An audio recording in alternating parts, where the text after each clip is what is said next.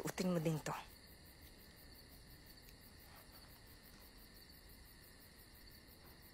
Wala na ang iyong itay. Pati na ang kuya mong si Manuel. Ayokong may mangyari sa mga anak kong kasangkot sa digmaang ito. Sa inyo ni Juan.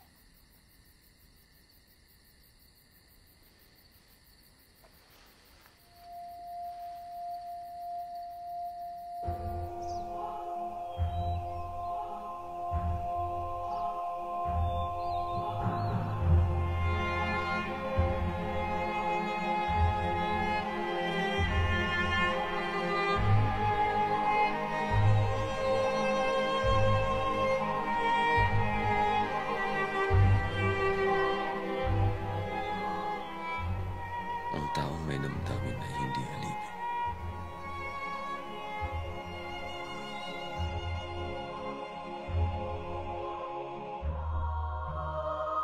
Nagwakas na ang magagandang araw ng mga rosas.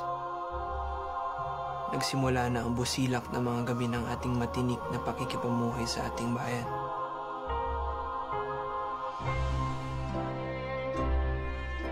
Ang lupang tinubuan,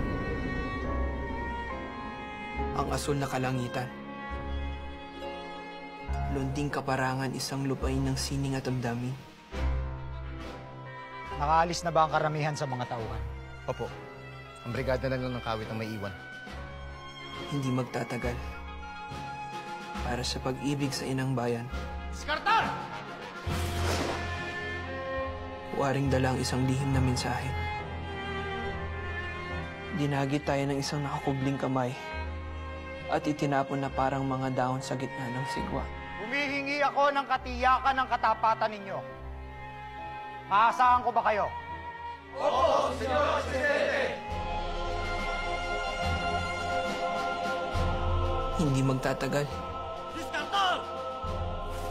At magiging nag-aalin po yung mga alabok na lamang tayo.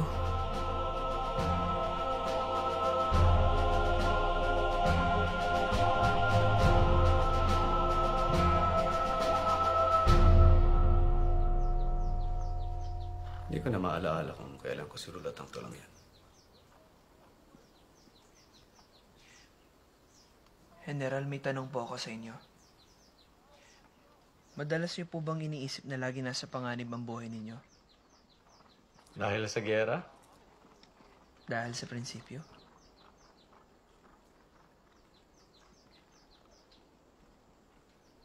Araw-araw. Dalhin mo ang linya mo dito, sa kabilang pampang ng ilog. General, dalhin mo ang mga tauhan mo dito. General. Adelante.